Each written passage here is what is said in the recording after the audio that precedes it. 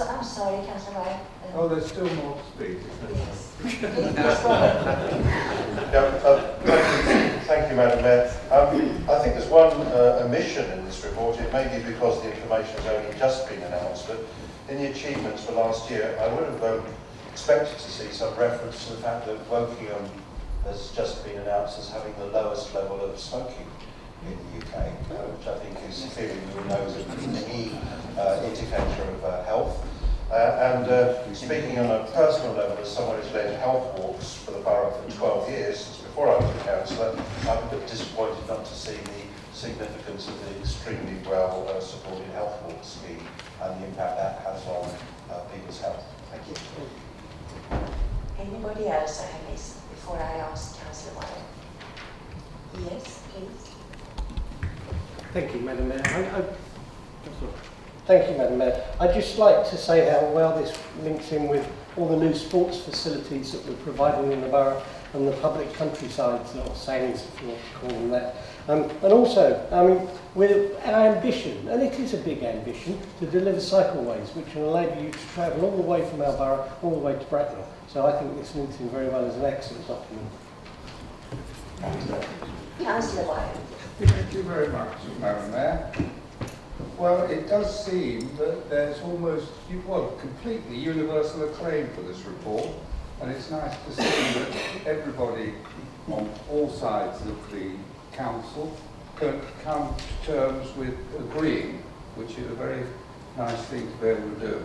It's very good to get the summary on page 38. We can see all the things that matter there, and the good way in which the report is laid out is nicely summed up in that. And I particularly am grateful to us doing so much work with carers and taking into account the West Berkshire Carers Strategy. I'm also very happy about the intervention and prevention strategy, because it's very important that we should attempt as much prevention as we possibly can. We have heard today, as Simon said, that smoking is about lowest about everywhere in the country, and that's good. The more we can do that, all we will have to do is to make sure that we don't get the large number of obese people that there are over the rest of the country. But I commend the report to the council, and I think it's being presented in an extremely efficient way. Thank you very much. All those in favour, please show. Anyone against? Any abstentions? That is all. Now then, Councillor Pauline Jorgensen, changes to the Constitution. Thank you, Madam Mayor. Chair, I didn't notice that you'd missed Julian out before I start. I'd like to propose the item number 52 regarding changes in the Constitution, which has, I believe, all party support from the Constitution Review Working Group. I'd just like to highlight 3 items on there. There's an amendment to the recording protocol, which provides extra guidance to those taking film or video recordings, those members of the public taking film or video recordings at council, whilst trying to avoid disruption of meetings or inhibiting involvement from the community. We've got an amendment, a minor amendment to the numbers of people in the commissioning groups appointed to the Health and Wellbeing Board. And finally, we've got some changes to the wording of the procurement and contract regulations, which will require significant contractors to participate in achieving social objectives such as skills development, employment and training programmes within the borough as part of their bid for work. I think we all believe that it's very important that any contracts that we let help people who are in the borough looking for jobs to develop their skills and to maybe find some work. Thank you. Do you have a second one? Councillor Gray, do you wish to speak now or later? I don't think oops, not coming on. Right, that's it, hooray. I don't think there's going to be a rush of other speakers, Madam Mayor, so I think I'll speak now. I'm very happy to second these changes, particularly the liberalisation of the filming rules. And who would have thought I would have agreed with Eric Pickles about something? But I do agree with him that the public should be free to film meetings. And I also welcome the changes that Pauline mentioned to the procurement rules to bring in the need for the employment and skills plan. I think that is important. The other thing I'd like to draw your attention to is the bottom of page 63, which is a list of some of the changes to the Constitution which will be coming your way in the next few months. Such a lot to look forward to. Councillors will find it hard to contain their excitement. And sadly, I suspect that that statement is actually true of myself, or Paul Swaddle, and the two Paulines. But in the meantime, you'll just have to wait for it. I recommend we all support the changes that we have in front of us. Thank you. Anybody else want to speak? No? Okay. All those in favour, please show. Anyone against? Abstentions? It is carried. Agenda item 53. For the benefit of the recording of this, I want to point out that this is statements by the leader, executive members, deputy executive members, and non-executive directors. There's a total time of 20 minutes, and no statement will be allowed to last longer than 5 minutes. So, please go ahead.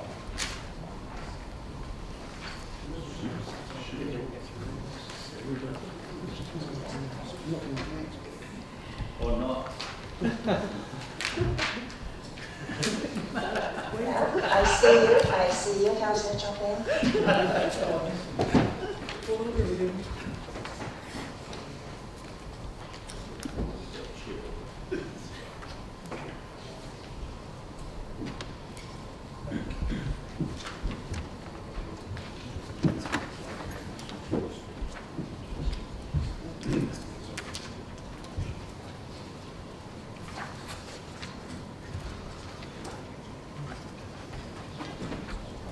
Councillor Baker, are you going to speak? No? Right. Councillor Choplin.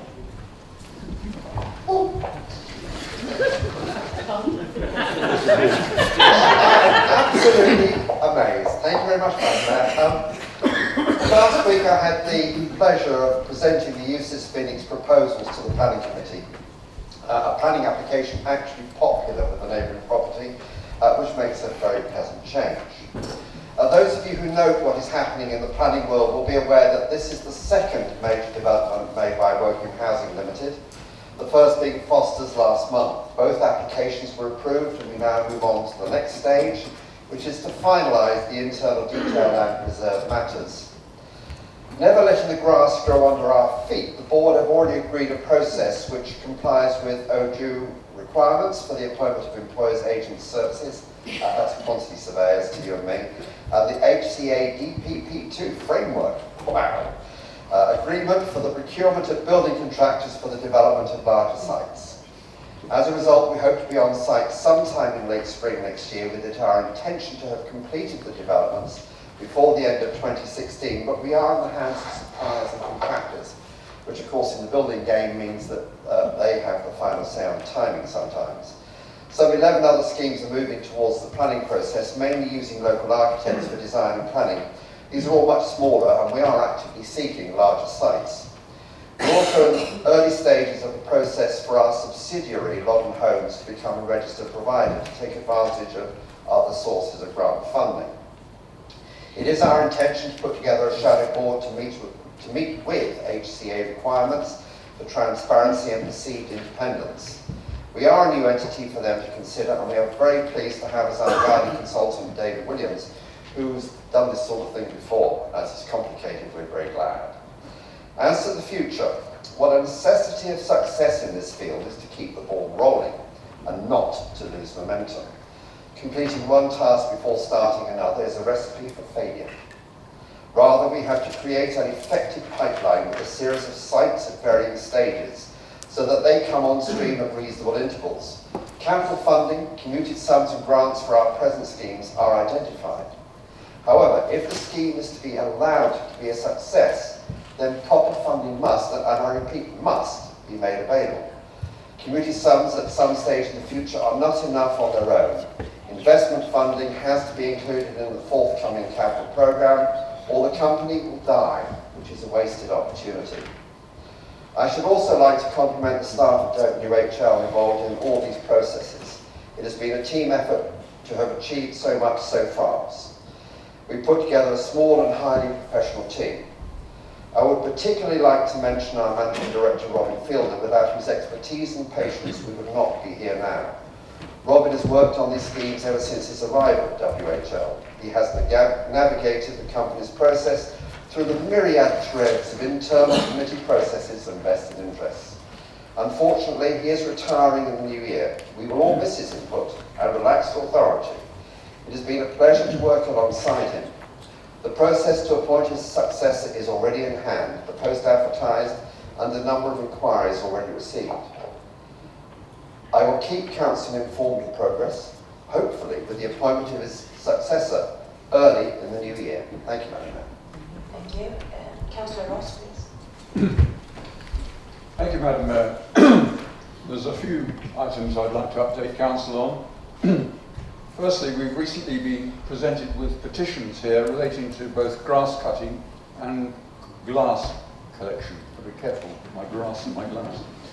With officers, I've met with the lead petitioners and helpful discussions and useful ideas have come out, which we will consider as these matters are reviewed.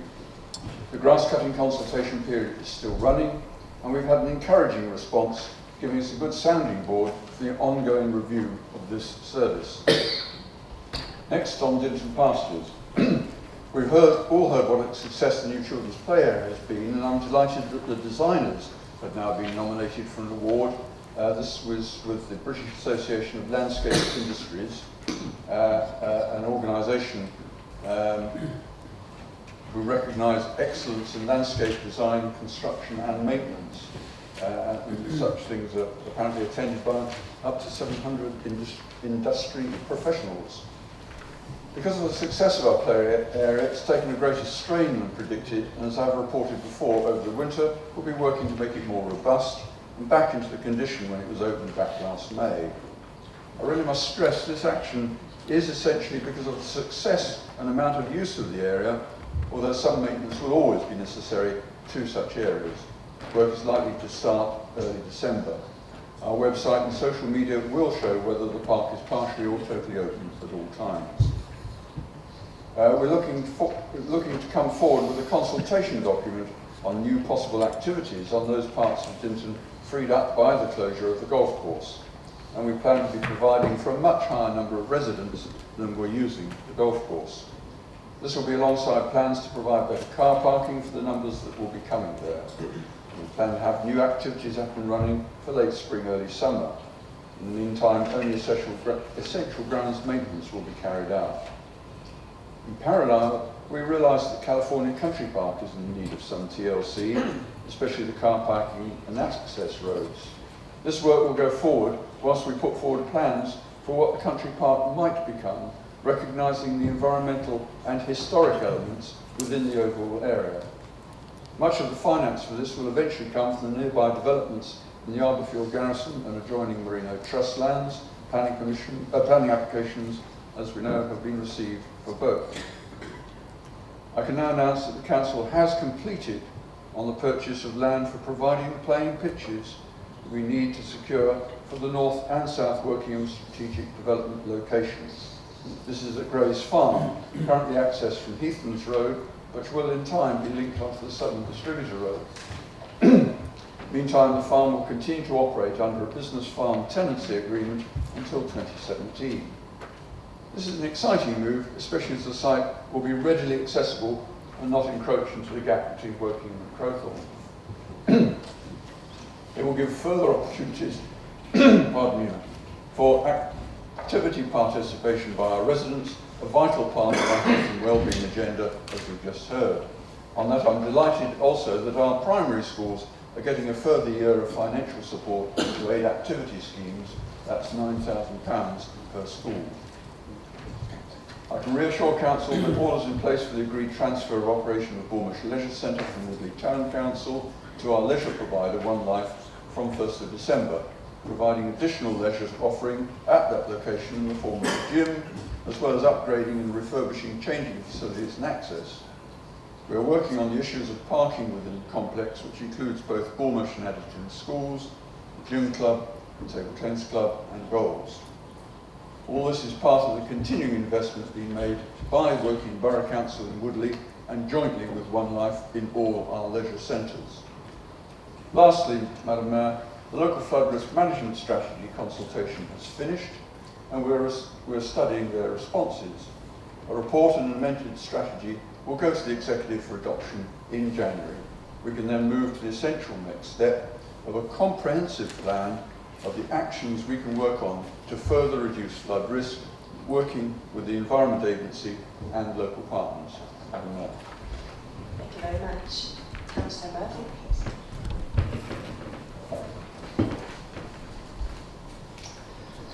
Thank you, Madam Mayor. I'm delighted to update members on the progress of the regeneration since I last presented to you all. As you'll recall, the Beach Place refurbishment of Clarkson Boots was finished in August, with 7 apartments being placed onto the market at that time. To date, 2 have now been sold with a 3rd under offer, so this is really excellent news. In general, the public's reaction to the refurbishment element has been good, and people have acknowledged that it is a vast improvement over what was there before, especially when you look at the before and after views.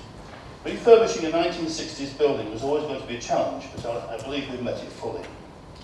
We've now had several busy months working on our final designs for Beach Place second phase, which we anticipate will be submitted to the local planning authority in early December. The outcome of our discussions, which have been primarily based upon the previous public consultations and the 157 additional comments that were submitted to the LPA after the 2013 proposals were withdrawn, is what we've started to share. Our intention has always been to provide the key organisations and residents groups with sufficient detail of the new proposals, so that during the statutory planning consultation period, they can fully engage with the statutory consultation process.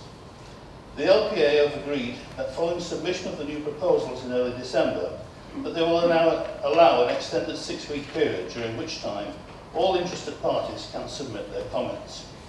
We very much hope at this time that the plans will be put before the Planning Committee in mid-March 2015. We've taken great care to involve all the most closely involved interested parties in our introductions to the new plans. We started following our press launch Tuesday last week with the principals from the Woking Society, Woking Historical Society, the Greater Loughborough Residents Association, Rose Street Residents Association, Chamber of Commerce and the town team. We've also since presented to Rose Street Methodist Church and a further presentation to the wider Chamber of Commerce. We've received good positive comments from all so far presented to, with their thanks for having listened to their overall views. There's real interest and pleasure in being involved as we work up the details post the planning agreement. We have plans to extend the viewing to our 4 comprehensive school pupils, to town council, town retailers and the general public, all before the plans are submitted. Our open days for residents are on Friday and Saturday over the next 2 weekends in the marketplace and the town hall. In addition, once we've broadly finalised our plans, we shared them with the leader and deputy leader of the Lib Dems several weeks ago before the press launch. Other than a question about parking, they seem to have little to criticise. However, I must say I'm disappointed in the opposition about their overall stance to the plans for regeneration. From February until now, they've demonstrated a lack of interest in what is being proposed. In February, our Chief Executive offered the opportunity for the leader and deputy to join Conservative members, our developer partners, officers and architects in a full day to review the plan the way forward. This they declined as they wanted to put their own alternative proposals forward. Having since heard about their dark store, memorial garden who plans to retain the unfit for purpose 60s buildings down Peak Street, I'm very glad that they decided not to attend. However, we then gave them the opportunity to see the presentation being offered to the key stakeholders. Initially, 2 couldn't make it, and amazingly, none of the opposition were there, despite being offered the same opportunity last night. My only hope is that despite the motion on the agenda this evening, they've been briefed accurately by the leader and deputy opposite, so they can join the majority in supporting the way the work is going forwards. I'd also like to confirm that it's always been our intention to consult again on Elms Field, unlike what is being put out by the position opposite, with the demise of Sainsbury's. We're also consulting on Carnival Pool, but not stopping there. We launched a leisure consultation for the Woking Town residents last week that runs until January for all ages to tell us what they want in the town. That is then followed by the Carnival Pool consultation in January, February, and we'll then be consulting about our proposals for Elmsfield, which we hope will commence in February through March next year. And lastly, if all the above is not enough, our new Regen company website is due to be launched in the next few weeks, and this will provide a one-stop shop to all residents and businesses with the regeneration going forward. Thank you, Madam Mayor. Point of order. Point of personal explanation. I did get an invitation, but I'm normally 7 to 10 days booked up through work, through other commitments, and to be given such short notice and then to have it thrown back to say we don't care, that statement should be withdrawn. I do care, and we do care. It is not our fault that we have other lives to lead. We do care, and I ask that that statement be withdrawn. On the same point, personal explanation, we were given one possible date at very short notice. No, we were genuinely not able to make it. Many members had other meetings, including, for example, Councillor Ferris, who was at Children's Services overdue in scrutiny, and we do have other meetings in other organisations, one of which I was at for a school. I would like to say that we have done our best to get information about the plans, and as we couldn't attend the meeting, we have obtained a copy of the public exhibition boards, which have been sent to all our group, and Bernie, who I understand his mother-in-law has sadly died, so we will try not to pester him in the next few days, has offered to answer any questions that we may have. But we do object to being caricatured in that manner by Councillor Murphy. It's really beneath him. Comments on this? Councillor Tyson, please. Thank you, Madam Mayor. I've only got three things really to... I'm happy to be able to report to Council that 85% of our planned strategic development locations have either planning permission or planning applications in at various stages, and some are starting to be built. I can also report that we are on course to deliver the 5 major roads over the next 5 to 6 years, so that's going forward as well. And we had our community infrastructure levy inspected in public, and it was deemed to be okay by the inspector. So that now puts us in the position where we will have the money to develop all the necessary infrastructure to support the new development going forward. Thank you. Thank you very much. Councillor Pauline Jones. Thank you, Madam Mayor. Just a couple of updates. We continue to work on improving the Borough Council website to improve the residents' experience. The latest redesign of pages has been the waste services site. Residents' feedback has been very good. A few examples are much more user-friendly and quicker when I wanted to find the next garden waste collection date. And another comment, fantastic updated page. Able to find collection days easily rather than having to search on various pages. Well done. So there obviously the redesign is going well, and I think it's being appreciated by residents.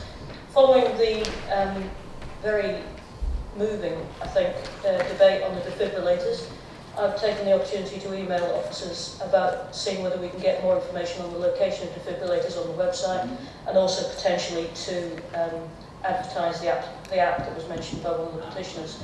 I think we can do more to help people understand how to get hold of defibrillators easily, and also where they currently are located. Our Facebook and Twitter followers continue to increase.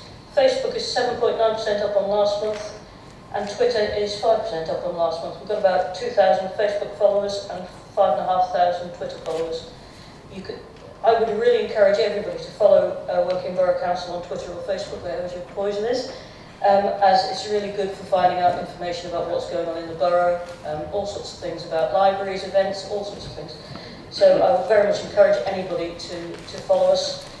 Finally, I note the motion later on the agenda, 362, and I completely agree with a lot of suggestions that Dee's making. Indeed, almost all of them are already included in the customer service programme. It's almost as if Dee had read the spec. This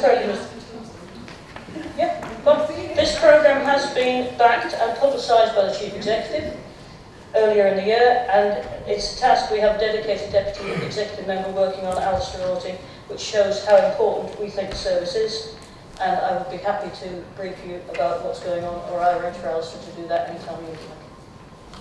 Thank you. Councillor Pittock, please. Thank you, Madam Mayor. Two announcements. I'm delighted to report that we've been successful in our application to join the National Innovation Programme for Children. We are one of 10 authorities selected to work alongside international experts, including Professor Eileen Munro, to help change the way we work with families. Members who attended the recent seminar with Professor Munro in this chamber will recall the inspiring opportunity this presents to us, and we look forward to involving members further as we start the programme. This programme will help accelerate the change and improvement work already underway, leading to more effective services and outcomes for children and families. The programme also comes with a substantial grant from government.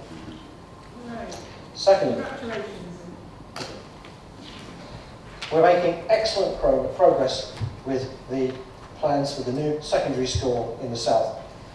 Crest Nicholson have recently submitted the hybrid planning application on behalf of AGRC. This includes land for that secondary school. We are lucky to have many engaged and committed parents helping us to bring the school to life, and both parents and children are actively involved in the design. With the council's takeover day occurring tomorrow, giving children a chance to have their say in the new school. We will be seeking expressions of interest from education providers in December. Our own detailed planning application for the new school is expected to be submitted in the first week of January. Thank you, Madam Mayor. Thank you very much. We are now moving on to agenda item 54, member question time, and I invite Councillor Grandison to ask his question. Thank you, Madam Mayor. For the benefit of the camera, I'd like to ask my question to the executive members for planning and highways. Last September, the Halkton Borough Council submitted a petition from residents calling for a safer lower early way. Now the cycleway has been completed, can we get an update on progress, please? Thank you, Madam Mayor, and we spent a considerable amount of work. A considerable amount of work has been undertaken on the lower early way, and we spent nearly £2 million over the last 12 months. The road now has a continuous footpath and cycle path along its entire length, and we've reduced the width of the carriageway, installed traffic islands and improved the road markings. This has allowed us to reduce the speed limit to 50 miles an hour, and to help to enforce this, we have built 2 bays for police to park speed enforcement vans. The police have agreed to start enforcement on the road in the very near future, now that the new speed limit has been in place for a reasonable period of time. We have also implemented an interim scheme at Meldriff Way roundabout to make drivers more aware of the approach to the roundabout and reduce the driver's speed. This includes lane narrowing and will soon to include a vehicle activated sign. We are intending to carry out a more permanent scheme in the new year once that scheme has been designed and safety audited. Thank you. Councillor Gray. Sorry, Madam Mayor, I will précis my question slightly because it's quite long. The Wokingham Town Centre car parking strategy was approved for consultation last October by the Executive. Sorry, stand up. Sorry, Madam Mayor, I was actually going to ask if I could ask. Oh, sorry, so you were. Yes, you are allowed. Thank you, Madam Mayor. Thank you, John. I'm glad to see that action is being taken on Meldriff Way roundabouts. I know the local neighbourhood action group has been active on this. Can you confirm what further improvements are due to be taken and whether other groups have contacted the council and yourself with suggestions? Madam Mayor, thank you. This road carries 30,000 vehicles a day, and the level of accidents recorded on it is not exceptional, believe it or not. But anything we can do to make that road safer, we will do. I've been working behind the scenes with Conservative councillors, both town and borough, in addition to working with the police, residents who are involved with the local NAG. Hopefully, the action we take will result in the avoidance of incidents. But as I said before, we will be doing a full safety review on the roundabout in the new year. Thank you. Thank you. Apologies, Councillor Gray. Thank you, Madam Mayor. Well, I was right to be taken by surprise slightly, so I wasn't ready. The Wokingham Town Centre car parking strategy was approved for consultation last October by the Executive. The decision statement at that time said that it would go out to consultation, that officers would report back with the results to a future Executive meeting, and that the financial impact of any proposed strategy would be brought back to the Executive for approval. The consultation closed on the 13th of December 2013. We haven't heard anything, so what has happened since? Thank you. Okay, we are intending to bring the document to the Executive in January, and then we will set out the Council's plan for the off-street parking in the Wokingham Town Centre. Thank you. Councillor Blair, do you have a second? I do. The draft strategy had a few factual errors, such as not knowing how many parking spaces there were in the car parks, and it didn't involve having spoken to any car park users. I'm sure you would agree that correctly priced and convenient parking is critical for the town centre to flourish. Could you explain why you are pushing ahead with a new planning application for Peach Place that removes the Rose Street car park when you haven't yet produced a proper strategy for the car parking in the town?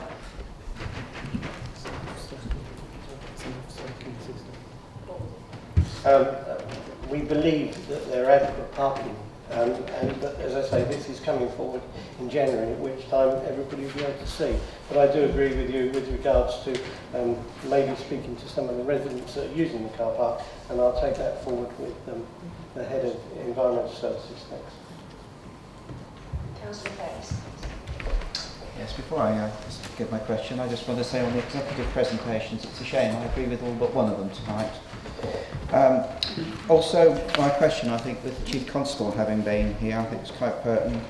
In July, we proposed a motion aimed at tackling the problem of inconsiderate parking in the borough, particularly around train stations and schools. It was agreed that the Council will consult residents across the borough on the policy of civil parking enforcement and, subject to the majority of residents supporting the policy, decriminalise parking as soon as possible. What have you done to progress the consultation? Madam Mayor, thank you, Lindsay. We're continuing to develop our plan for civil parking enforcement. Members and officers have met with the Department of Transport in October to discuss the project, and we've engaged a consultant to assist in revising and updating the business plan for the implementation. But before we undertake that, any consultation, we need to be sure that all the facts that we have can be presented clearly and logically in order for the residents and people to make an informed decision. Yes. I understand it's a complex issue, but do you have any idea of likely timescales? My understanding is it can take over 2 years to actually get it into place, but that's because of the amount of work that's involved. Is that from July? From the point where we go forward with it, yes. Councillor Martin. Thank you. The decision to cease golf operations at Hurst on Monday the 3rd of November was made by the Executive on Thursday the 30th of October, an abrupt decision to close the golf course, and no attempt was made to find any other way to resolve this. Would you now apologise to the golf users at Hurst for doing this and for leaving no time for any discussions or consultations? Thank you for your question, Tom. The decision to close the golf course was not taken lightly, and the detailed evidence within the report made it extremely clear there was very little alternative if the Council didn't want to incur ongoing losses on an annual basis. It was not an abrupt decision, but one which was considered by the joint party working group looking at our country parks. The combination of increasing financial losses, lack of priority to invest in the course and balance against our schools and other statutory services, together with no realistic return on the investment and the general decrease in demand, led to this regrettable but inevitable conclusion of closure. The option to keep the course open over the winter when use further decreases would have entailed unacceptable additional losses, so the Council had to act then. I'd also add that many more people will have an opportunity for exercise within the area, as discussed with the previous health and wellbeing item, and I'm sure all the golfers are enjoying their exercise on other golf courses. It's another example where this administration is prepared to take tough decisions in these tough economic times. Do you have a second? Yes, thank you. Isn't it actually the fact that through inept leadership and incompetent management, that's why golfers no longer play at that course, which is why you now are losing so much money. This golf course has generated millions of pounds towards this council.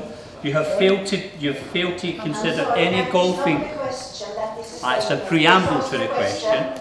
Why have you not considered putting in things like crazy golf for children, a driving range, or is this just another example of your anti-golfing attitude from Wokingham Borough Council?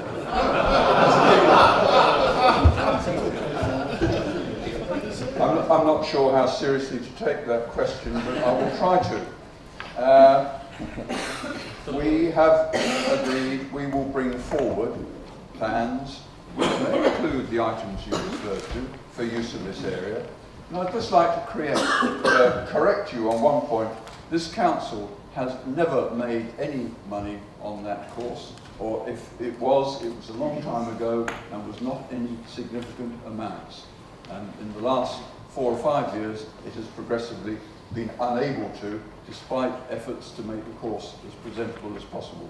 I think all the other points were made very clear in the report that came to executive. Thank you. Councillor Holcombe, please. On the same subject then to Angus, Hurst Golf Course has been underused by us for a while now, and as a golfer that is a shame. However, I do welcome, and so have the residents that I've spoken to, that the area is going to be brought back as an amenity facility that can be used by a much larger number of residents, both young and the not so young. Can you just tell us again when it's going to be open for use by the residents, please? Thank you for your question, Tim. As a golfer myself, I regretted the fact that we were forced to take that action. On the point of your question, officers are working on a number of different options, which I've referred to before, including those outlined in the executive report, and it's hoped to bring that following a period of consultation to test some of the options, and we hope the area can then be open for broader use in the spring or summer of 2015. Do you have a supplement? I do, yes. Yes, I welcome that you're proposing to have a consultation. Can you tell me what format that's going to take, please? The consultation will be both in looking for different users right across the borough, but also very much for local residents there, and most especially the residents who are living very close in Hurst Parish, who could be affected by some possible uses. Thank you. Councillor Shepherd-Bay, please. Originally, there was enough money in the local sustainable transport fund to provide a cycleway this year, all the way from Showcase Cinema to Winner's Farm. And now there is not. And the cycleway is stopping at Winner's Crossroads. Where has the money gone? Thank you, Madam Mayor. The council is trying to significantly improve the quality and quantity of cycle route provision across the borough. The key element of this is the route along the A329 that we hope one day will go from Reading Borough's boundary to the boundary with Bracknell. Agreement has already been reached that this will become part of the national cycle route network. We had hoped to be able to complete the improved route between Showcase Cinema and Winner's Farm this year. However, under unforeseen construction issues and costs, it's meant that the budget did not quite stretch that far, and we are curtailing our works this year at the Winner's Crossroads. The aspiration is to continue the route. It still exists, and as soon as the funding has been secured and the time is right, we will continue to deliver the rest of it. Thank you. Do you have a supplement? Yes. Since Winner's children are as valuable as early children, and survivability at 40 miles per hour is not much better than survivability at 50, are you planning on putting a fence along the new cycleway on the A329M, or is your solution just Winnish Crossroads, slowing traffic down to a crawl, having tailbacks? And which way do you plan to provide bicycle safety for children? Thank you. I'll just make a statement that safety is a prime concern of this council. With regards to the fence, the road at Lower Earley that we've spoken about earlier on when we were discussing this, it is a road that is not of the sort of road that we would build today. It is a high-speed, old-fashioned type release road. We would not build that today. And the fact that the road that runs down the A329, it's already an urban road. It's a road that has lots slower speed. So no, there is no intention to put a fence down. Madam Mayor, can I just say that I'm quite happy to answer Kay Gilder's question, even though she's not here. If one of her colleagues would like to read it out. She's not well, I'm afraid. Shall I read it? Sorry. Kay wanted to ask about the My Journey project. The My Journey project has set out to promote alternatives to car travel. When will you know what effect this is having on the number of car journeys across the borough? Thank you, Madam Mayor. A study into the impact of the project was undertaken in 2013, and the results were encouraging. 53% of the households in the initial personal travel plan exercise participated. This resulted in 1,200 actively taking up the challenge of trying to alter their journeys by using alternative modes. Based on before and after studies of the households, in the project area, walking, cycling and public transport journeys have all increased, while car-based journeys have in fact decreased.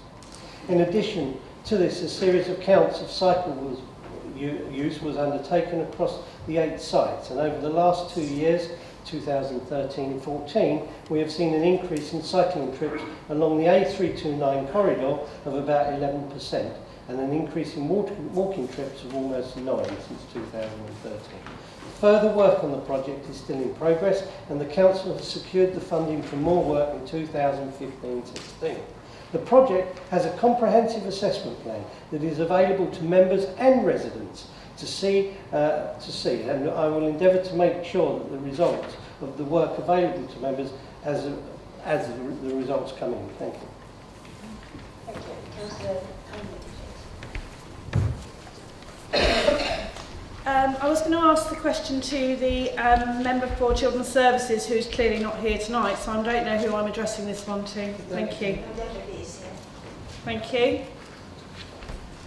Given the negative impact of online bullying on young people's mental health, what is the Council doing to combat the problem of online bullying of children in the borough?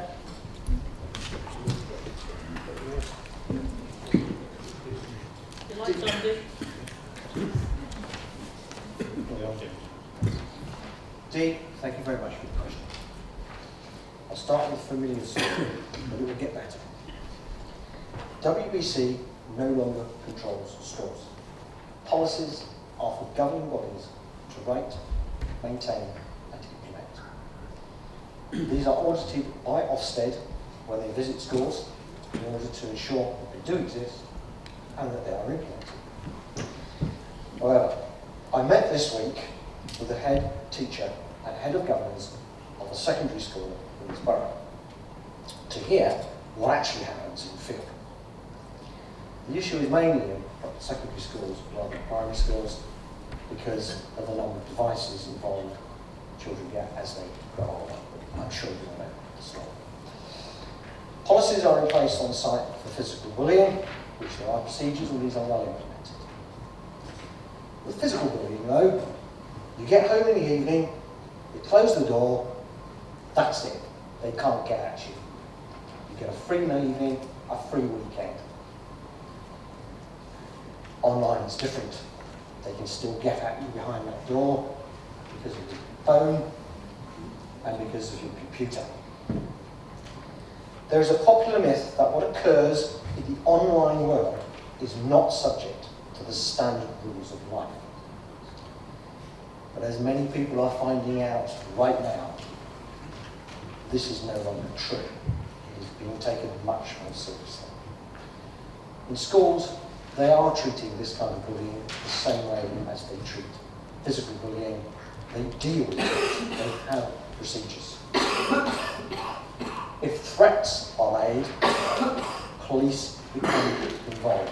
It's not just laid down there in the procedure. Ask the question, have there been cases where you call the police? And the answer is yes. The schools do involve the police. Students get advice on how to protect themselves online now as part of the curriculum.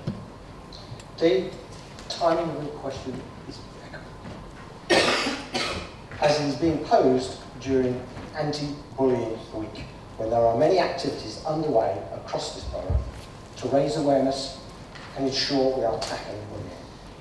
This year's focus is tackling the bullying of all children. Time is up for your answer. Yeah.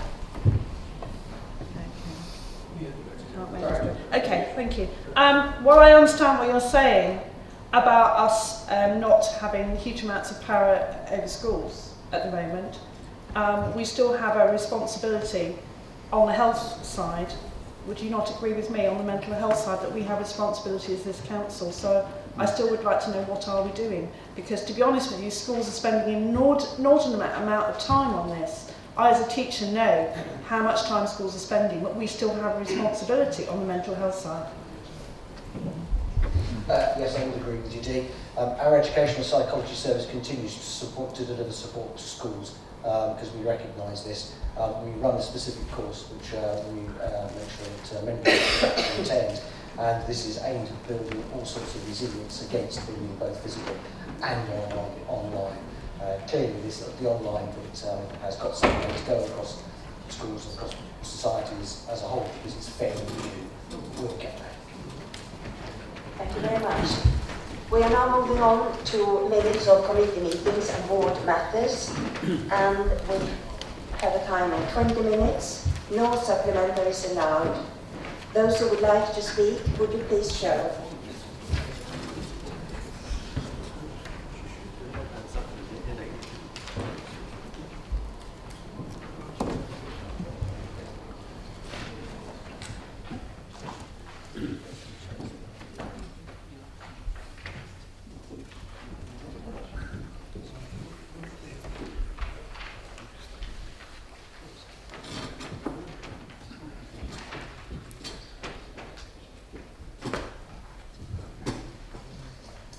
Councillor Holdsworth, please. Thank you, Madam Mayor. We know the major problem in Winnish is the Winnish Crossroads. I think it affects us all. It's a very busy road. In fact, it's the busiest junction in the whole of the borough. So it's important that we solve that as soon as we can. We do have the officers working on a revised scheme to operate the lights, and we're pleased to have a presentation about that the other day, in fact, yesterday, I think. And that will be introduced in December, and hopefully it will ease the situation. But the fact is that the crossroads simply are not up to the job. The volume of traffic is such that there is no solution without reducing the traffic. Now, you've heard today already about the progress of the bypass. I'm very pleased I was to hear that the Bobies the section 106. Yes, Councillor, is there a question in there, please? Right. Well, the question really is whether we can look to some advance funding. I'm going to leave that to the executive member for the Highways and Planning to do his work. Thank you. What was the question? Madam Mayor,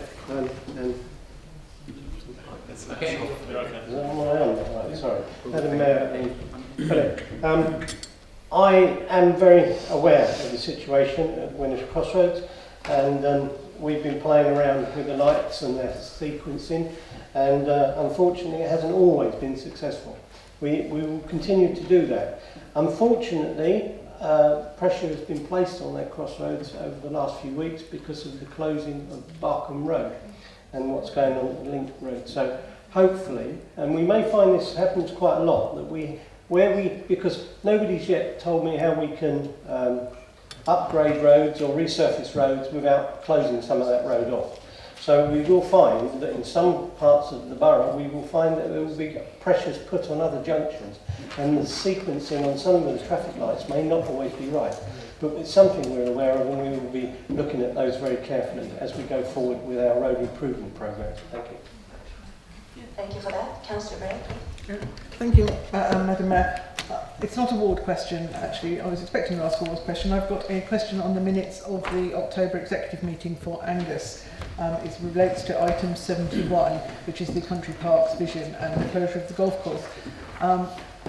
There is nothing in the minutes to indicate why it was necessary to take a decision on a Thursday to close the golf course on a Monday without allowing 5 days for the call-in period. Could you explain why? Yeah. They don't like golfers.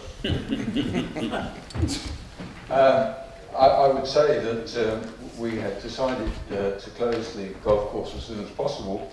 I don't see that action in itself would stop the 5-day call-in period being operated. Councillor Ferris, please. Yes, I also have a minutes question. It's probably aimed at Ian, which may not be fair because I'm not sure he was at the meeting.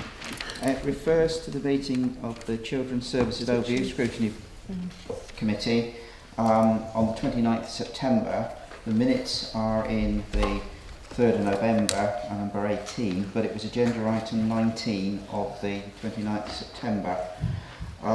There's some quite important issues which, whilst it just says that they're resolved, etc., there's some very important issues that I think need to come out in the minutes more than they have. This is the review of the effectiveness of the services of safeguarding of children. That's the agenda item. And in it was identified that there were a number of issues and problems that we had. The first one was that the child and family assessment needs to be improved. The second one was that child protection planning process requires refining, and recruitment and retention is an issue, particularly with social workers. I think those three issues give significant concern of how well we are positioned to deal with problems which could occur in that area. Would you have any comments on that, please? Actually, I don't have that to hand, and I actually don't recall being at that particular meeting as well, Miss, so you'll forgive me if I don't give you the answer probably that you're looking for. I'll take it away, go and have a look at it, and perhaps we can have a discussion outside the meeting. I'm not sure what we can do. I'm not sure whether those have actually been agreed yet, those minutes. It was in the 3rd of November, so I think there must have been. That's something I was at that meeting. Even so, that doesn't stop us having the conversation and actually saying something at a future meeting if we need to do so. Thank you. Councillor Shepherd. We provide red light cameras at Winnish Crossroads since signals are overloaded and this causes more people not to stop when the lights turn red.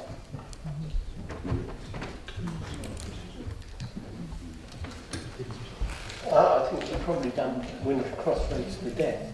I do understand there's a problem there. You don't have to keep telling me about it. Right. Councillor Chopping, you all have submitted a motion. Excuse me, I also indicated, I clearly indicated I was wanting to speak, we haven't Chair. run out of time and I put my hand up to speak and so did Tom. Okay, I can't see you for the camera. Okay. I apologise. Okay. And I did as well. Okay. Shall I? Okay. Thank you. Thank you. Back in the summer in Twyford, in Wessex Gardens area, a parking survey was done. One of the days the road was actually shut off for resurfacing, but the parking survey people were still down there trying to count cars that weren't actually there because they couldn't park because the road was shut. But since the summer, since that debacle, since the summer, and the traffic survey was done, We haven't heard nothing about it. Do you not think it would be common courtesy to inform local councillors and local residents after all this time, it's now November, what is actually happening to that parking survey? Money was spent on that, a company were brought in to do that, and we've heard nothing. Thank you. Thank you, Madam Mayor. Dee, I don't actually know the results of that either, and if I wanted to know them, I would actually ask for them. Stephen, I haven't had, we've been told there isn't anything, so I'm asking you. Okay, well maybe we could take that outside, but I cannot believe that there isn't anything if they've spent a couple of days down there. There must be something, mustn't there? Which is why I'm asking now. Okay, well I'll speak to you after the meeting, but there must be something, mustn't there? Right, Councillor McCann, I didn't see your arm. Next That's time okay. I want you to do that, okay? Depends which arm. This is actually a ward issue, as far as I am concerned. We are currently switching off lights around the borough. I think we're over 1,000 at night where they're deemed to be safe to switch off, and should emergencies happen we can flick a switch and things go back to normal.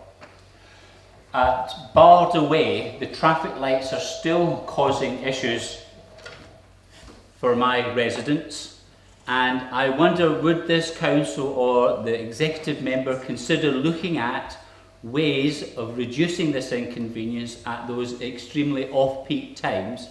There are examples around the world where traffic lights at non-peak times are actually switched to amber, and then you treat them like a crossroads or a joint roundabout where you cautiously enter it cautiously, or indeed investigate about switching them off.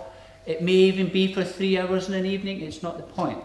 But will you please look at ways of reducing that inconvenience? Please. The problem we got, if the original design of the roundabout or the lights is such that they're designed to operate with lights, it's very difficult for us just to turn the lights off. We just can't do it. But I will look into it, and I will speak to the head of highways and get his comment and get him to write to you and explain the circumstances. Thank you. Motion 359, David Chopping, please. Sorry, Madam Mayor. Yes. So, Sorry to interrupt now, but if I don't do it now, it will be too late. Half an hour is allowed. Oh, is that it? In half an hour's time, it will be after 10:30, and I would therefore like to propose that we suspend the rule and allow debate to go on till 11 o'clock. That's standing order 4212M. Do you have a second? Thank you.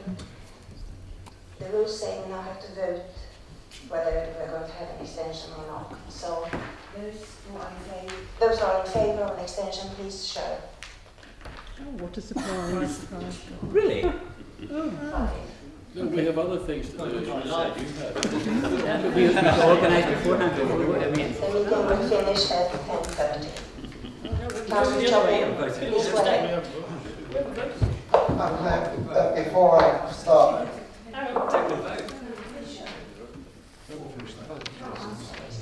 All right. All those in favour, again, please. All those against? Any abstentions? Carry on, please. a piece of advice, please, before I sort of start this particular motion. Now that we have cameras and we're recording everything, how much of this do you really want read out? Is it just the resolution, or do I read all of it everything before I start? All of it. All of it. We've got all night. You have to move the motion so that everybody can understand what it is about. Right. You can shorten it, that's fine. I'm sure you can. The motion as it is on item 5601 is that this council notes for many people community public houses are important local community amenities that support positive interaction between people from different backgrounds and enhance community cohesion. The new National Planning Policy Framework makes specific reference to the need to safeguard public houses. The Assets of Community Value scheme, introduced in the Localism Act 2011, allows local communities to secure a degree of additional protection for local community assets. This council further notes that effective local planning policy is a key tool in safeguarding valued and profitable public houses. Weak national planning rules allow public houses to be demolished or converted into betting shops, payday loan stalls, supermarkets, metro stores and other uses without planning permission. In some cases, excessively high rates and high product prices contribute to the failure of otherwise profitable pubs. This council resolves to develop and adopt planning policies to give stronger protection to local public houses. To submit under Sustainable Communities Act a proposal to government to protect community pubs in England by ensuring that planning permission and community consultation are required before community pubs are allowed to be converted to betting shops, supermarkets and payday loan stalls or other uses, or are allowed to be demolished. To help facilitate community groups to nominate pubs as assets of community value. To give consideration, if appropriate, to the use of Article 4 directions to protect threatened pubs from demolition or change of use. That the leader and chief executive will write to the Secretary of State at the Department of Business Innovation of Skills, supporting plans to introduce a statutory code to ensure tied publicans are treated fairly. Right, do you have a seconder for this? Right, Councillor Flanagan. Carry on, please. Right. The members will remember the hiatus of planning over the plans to change the local pub in Maiden Early to yet another supermarket. Whilst for some it was an objection as to which particular company would be the occupant, and for others the loss of the local was paramount. For myself, my colleagues, and the majority of local residents, it was the way it was happening and the sheer frustration of being unable to do anything about it. Planning law was against us all, council and residents alike. Although we tried to work together, the outcome is that a supermarket can open when they like, deliver what they like, in essence, do what they like. With proper planning law and adjustments to our policy, we could have made them make a planning application rather than allowing them to hide behind permitted development. This motion is one recommended by CAMRA, that's the Campaign for Real Ale, and which forms part of their nationwide campaign to improve the viability of pubs generally and the community service they provide throughout the country. When I heard of this campaign, I joined to give them my support. I now ask Council to similarly support this ongoing campaign. I'm not against pubs having the option to change their usage, but how it is done, as it is this point that I'm asking you to support. Last Tuesday, Parliament approved a Members' Amendment to Clause 2 of the Small Business Bill, after deciding government proposals did not go far enough to protect pubs. The clause, loosely referred to as the Pubs Code, has over 20 subsections, the first of which states that the Pubs Code shall include a market rent-only option to be provided by large pub-owning businesses in respect to their tenants and leaseholders. In essence, licensees can rely on independent valuation advice on rental values. This goes some way towards addressing part of what this motion covers, namely that pub licensees should be treated fairly by their landlords. In the past, licensees have found themselves at the wrong end of cleverly worded contracts that put up the prices of their supplies as their turnover and profitability increase, reducing their profit margins and long-term viability. The amended Act does not solve the problem completely, as the devil is in the detail, and small independent breweries will still need safeguards, but it is a major step in the right direction. In the light of this unexpected change, I would perhaps have suggested a change in the wording of the motion. However, as the surprise changes are part of what we're after and the existing wording can be argued to be relevant, it may be better to leave things as they are. We are therefore facing two problems. The one we as a council need to address is that of the planning policy and our own guidelines. Whether with a stronger wording of our policy we could have substantiated the Article 4 declaration residents wanted, or have had a case for declaring the Maiden Over as an asset of community value, is something I want officers to investigate and deal with. Given the amount of work they've put in the last 3 months, this should be relatively straightforward, and we already have council's advice to follow. I would ask you all to support the motion. Thank you very much. And look forward to hearing what everybody else has to say. Farmiga, do you wish to speak now or later? I'll speak here later, thank you. Thank you. Does anybody else wish to speak? Okay.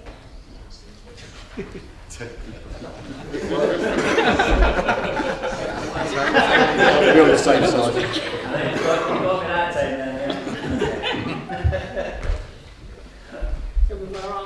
Okay, Councillor Lee, please. Thank you very much. I would like to support this motion, but I think the important thing is that the aspiration to protect pubs is widespread, but the actions are actually a lot less than that. So this motion can see us take this action, and I fully support the suggestions, all of those included.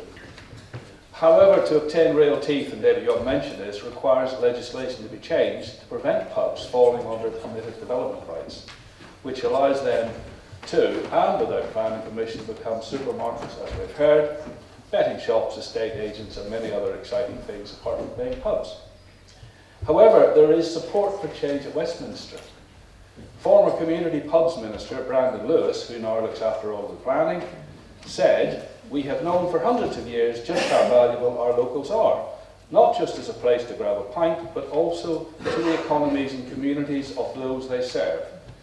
And that is why we are doing everything we can to support and safeguard community pubs from closure." He went on to support the Cameras campaign. There's now 500 pubs listed, including, by the way, 4 in Windsor. These are for assets of community value, 2 in Reading and 3 in West Berkshire. The current pubs minister, Chris Hopkins, who has visited this area, is also someone committed to preserving the Great British Pub. So we've got 2 current, 1 former minister and 1 current minister. We've got 2 ministers there. We can write to them also to gain support to get this removed from permitted development rights.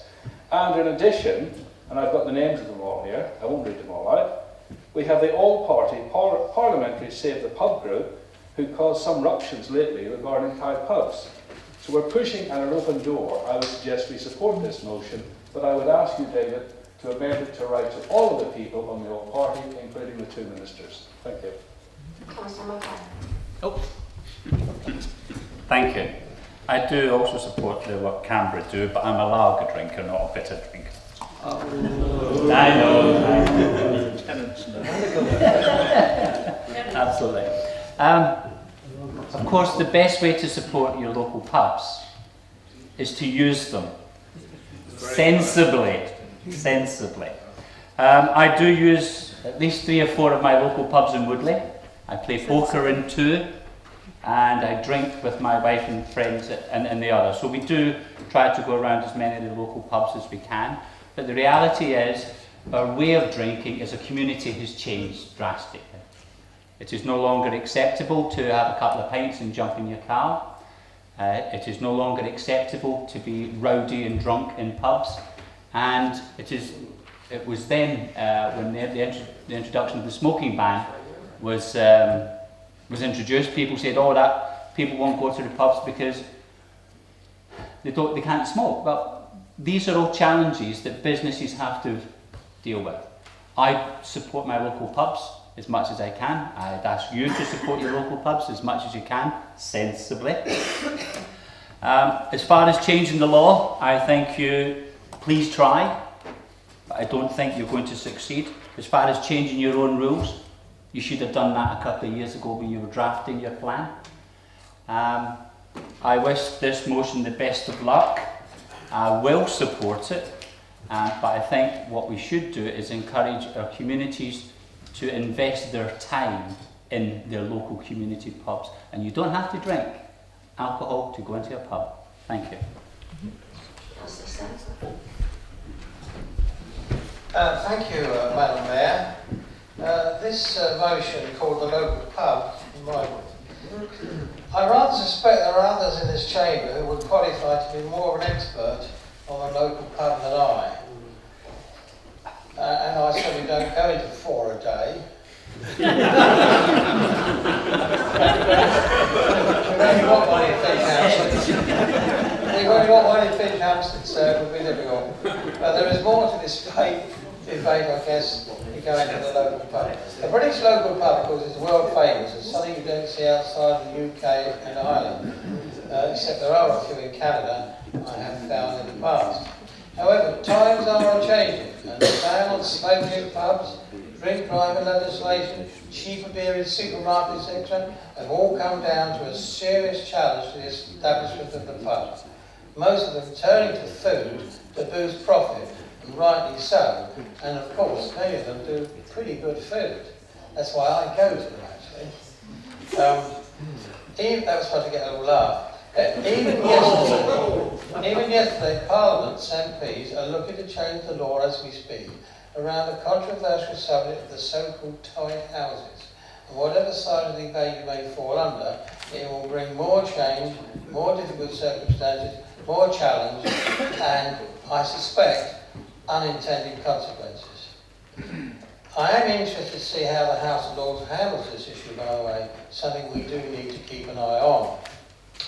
The motion calls for better protection for pubs and communications, and you've already had it read out to you already, so I won't repeat that, but it does make it quite clear that we are protecting existing local pub houses, and the change in the community consultation and changes to planning legislation to allow a much better balance and more time to consider the future of the local house that might need some support before we turn it into Aldi or Lidl or Betfred, that's a betting shop, who in turn destroy existing businesses, endanger jobs and of course change communities.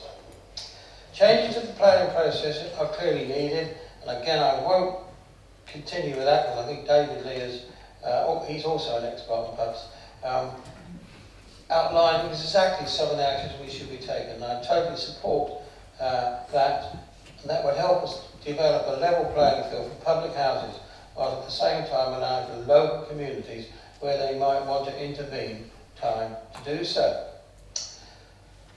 I also think it is clear to me that public houses as an industry need to invest much more in better public houses. Some of the newer and refurbished ones are much more attractive, and they can help themselves generate business and improve their own lot. I am, however, very happy to support this motion and the suggested additions, and I think actually it is something really, really worthwhile, and it is about protecting something very British. Thank you, Madam Mayor, and cheers. Councillor Gray, please. Thank you, Madam Mayor. Sadly, this is the only motion we're going to get to vote tonight. The Conservatives have decided to go home rather than debate any of ours. However, I will not and I will still support it, although I'm not sure that it's entirely going to cure the problem of disappearing pubs. I would particularly like to talk about the last paragraph, which is about the introduction of the statutory code to help tied publicans. As David has said, in fact I think probably both David said, earlier this week there was a vote in the House of Commons on this very subject, on the amendment to the Small Business Bill. Strangely, David Chopping neglected to say it was tabled by a Lib Dem MP, Greg Mulholland, who I think will be included in David Lee's list of the all-parliamentary group. It's an amendment which aims to get a fairer deal on rent and beer prices for tied pubs, including the right, which was added in, to buy beer on the open market. I have to confess at this point, I don't drink beer or lager, sorry, but I still go into pubs just occasionally. The vote was won on that amendment by 284 votes to 259, with 24 Lib Dems and 17 Conservatives voting against the government to secure that victory. And I congratulate David Chopping on his motion already, having made it that far and having that impact in Parliament. He's already got some of what he wanted before we even had the debate. I hope that that letter will be written by the Chief Executive and the Leader of the Council, and I hope we can do something to help, particularly the Tide pubs, but also to help with this Article 4 direction, because it does seem too difficult, but I'm not sure we can entirely cure it, but we can only try. Thank you, Madam Mayor. I think my late grandfather, who brought me up right to enjoy a good ale, would be very pleased to hear me talking in this debate tonight on supporting local pubs. Having been involved in the process of Made Over over the last few months, I welcome this motion from Councillor Chopping and Cameron. One of the things I found out is that the term publican comes from the Latin and originally means tax farmer. In short, a publican was hired by the Roman Empire to collect taxes on behalf of the state. In hindsight, it hasn't really changed much, as given the amount of taxes on alcohol and business rates that affect pubs, you can see why quite a few of them are struggling in trying to pay all of the taxes. It's one of the reasons why I welcome the government's freeze on beer duty in recent years, and also the vote in Parliament on Tuesday, ending the rules of pub close from charging up to 2/3 in some cases above the market rates for beer. But issues still remain on the survival of our local pubs that have changed greatly since the Beer House Act of 1830, in which for a mere 2 guineas, anyone could open a pub in their home, increasing competition on the open market. From this we can see the origins of the small business market within the UK in the early 19th century. It's one of the reasons why there's also a lot of pubs named after King William IV. What has disappointed me, though, with the process with the Made Over is the fact that the changes were not able to be put through to proper scrutiny. And this is why I will be supporting this motion. The fact that it was not within the power of the Planning Committee to bring this before and address the issues and concerns raised by residents, local councillors and Camera especially about this is the issue that has annoyed me and frustrated me and residents the most. And as such, I will be supporting this motion as it both protects our local pubs but also ensures that publicans will be getting a fair deal and that residents' concerns will be heard. There is still a lot of work to be done in Parliament, but I endorse this full motion and the changes suggested. I'm just a little bit confused. This policy about change of use is a policy of a Tory minister, the Secretary of State, Eric Pickles, and it's a pro-business policy, part of the Tory core policies for local property owners' rights to obtain maximum return for an investment. If the public really wants pubs, they need to patronize them, and actually that would stay open then, and there'd be no reason to change into a Tesco's or anything like this. But poor pubs, should we keep them open anyway, even if they're not providing good service to the local community? Councillor Ross, please. Thank you. Rob used the term cheers. I think probably for Tom it should be scored. I do understand the Made Over frustrations here. My local pub nearly closed, but a new landlord came in and is now very successful. Maybe not only from the custom I take there. But there is a number of issues here, and I take up the point just made that where there is a viable business, I believe all possible encouragement through planning policies or any other means should be made, but it has to be a viable business.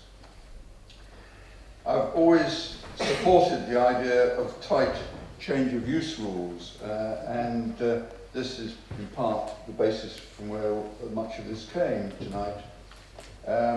It's now part of national planning policy, but it does need to be linked to options under the assets of community value. We have mixed up a number of things here, but I very much support the drift of it.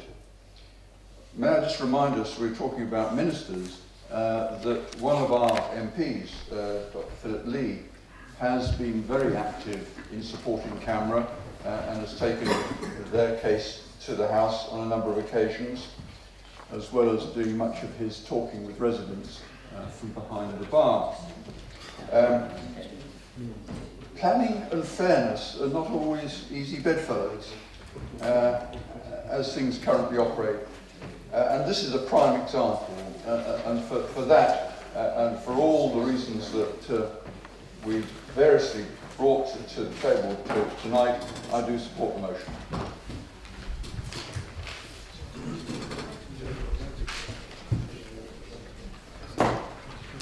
Right, members, I need to stop at 10:30. This means that David will not, Councillor Chopping will not have a right to reply. I will ask Councillor Thurmagir, who is seconding the motion, to speak now, and then we will go straight to the vote.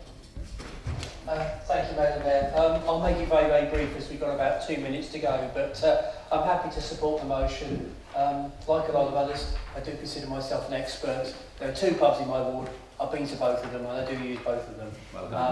I'll give a bit of advertising. One's the Poachers and one's the 7 Red Roses. So I've got some free advertising there anyhow. But I mean, there is something I can give to the press, so don't worry. I'll get to you what I would have said if I had more time. But as Tom has said, we support our local pubs. This is why I would suggest we vote against extending tonight's meeting to allow all the time we can, so we can get back to the local and have a few beers. So a bit of definition like that one.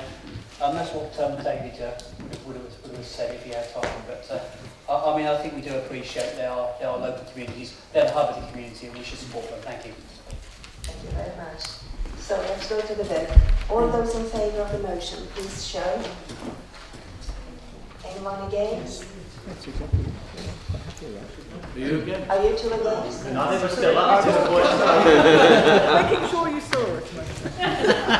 Any abstentions? Okay, so the motion is carried. And this concludes today's council meeting. Thank you very much.